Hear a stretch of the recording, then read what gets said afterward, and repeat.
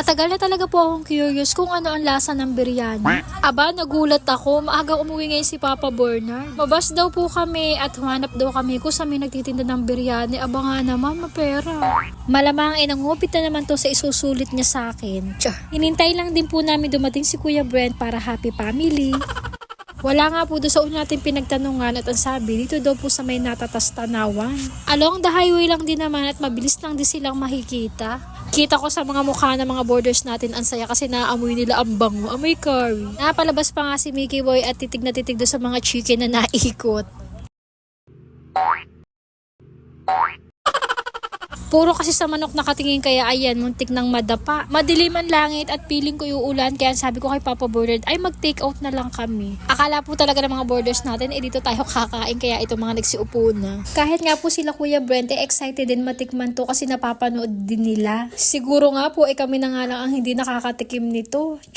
At pili ko rin din po ay magugustuhan nila ito kasi favorite ni Kuya Brent and Carrie. Baka malapit-lapit lang din ang lasa. Naalala ko nga ang unang nagpatikim sa kanila ng chicken curry ay si Tita Adi. Simula po noon ay naging favorite na yun ni Mickey Boy at ni Kuya Brent. Noong tinanong nga po ni Papa Bernard kung magkano ang per order, aba mura lang din pala dito, akala ko mahal. Affordable din ang presyo nila at marami na rin makakakain. Tapat lang po ito ng oil and gasoline station dito po sa Natatas Tanawan. At ang isang kinagustuhan ko po dito napakabilis nila mag-servings. Parang hindi kami naghintay mga 10 minutes luto na mainit pa. Yun nga lang, akala ko talaga yung literal na biryani, yung masbati yung rice. Pero okay lang din naman kasi masarap din naman at nagustuhan din nila Kuya Brent. Sa mga taga rito po sa Santo Tomas Tanawa, may re-recommend po ba kayo na biryani talaga?